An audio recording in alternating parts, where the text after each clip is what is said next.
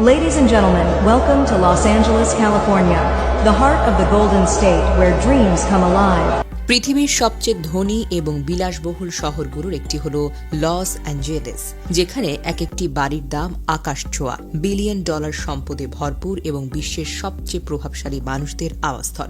অথচ এই শহরটি আজ ভয়াবহ দাবানলে পুড়ছে। এটি যেন এক টুকরো জাহান্নামের চিত্র।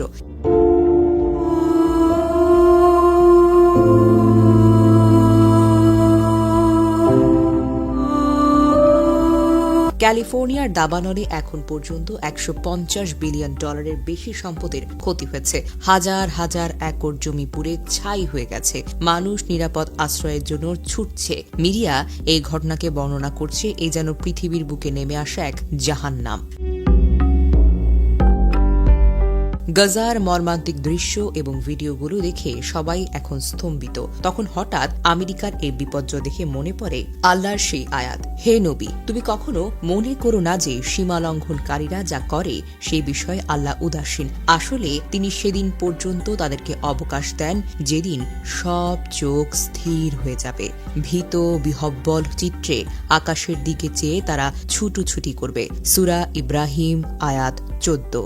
গাজায় ধ্বংসাবশেষ ছবি ও ভিডিও দেখে যারা নির্বিকারভাবে থাকত, আজ সেই ধ্বংস তাদের শহরে নেমে এসেছে। ফিলিস্তিনের গাজায় বছরের পর বছর বোমা হামলা, ধ্বংসযজ্ঞ, নিরীহ মানুষের প্রাণহানি ঘটেছে। শিশু, নারী, বৃদ্ধরা তাদের শেষ নিঃশ্বাস ত্যাগ করেছে। গাজায় মানুষেরা শুধু আল্লাহর উপর নির্ভর করত। তাদের বাড়ি ঘর ধ্বংস হয়ে গেলেও ধৈর্য ধরত। তারা জানত জালিমদের প্রতিশোধ একদিন আসবেই আসবে।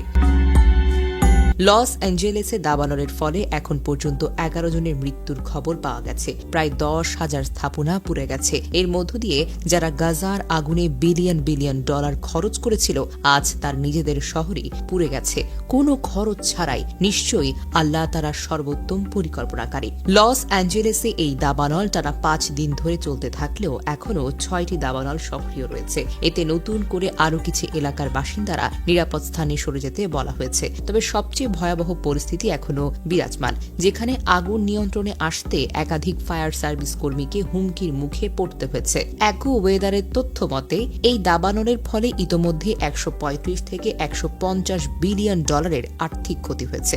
শুধু ঘরবাড়ি নয়, লাখ লাখ বাসাবাড়ি বিদ্যুৎ বিচ্ছিন্ন হয়ে পড়েছে। কালো ধোঁয়ায় বাতাসটা দূষিত হয়ে শারীরিক ঝুঁকি তৈরি হয়েছে। এই ঘটনা থেকে একটি গুরুত্বপূর্ণ শিক্ষা পাওয়া যায়, মজলুমের দোয়া কখনো উপেক্ষা করা উচিত নয়।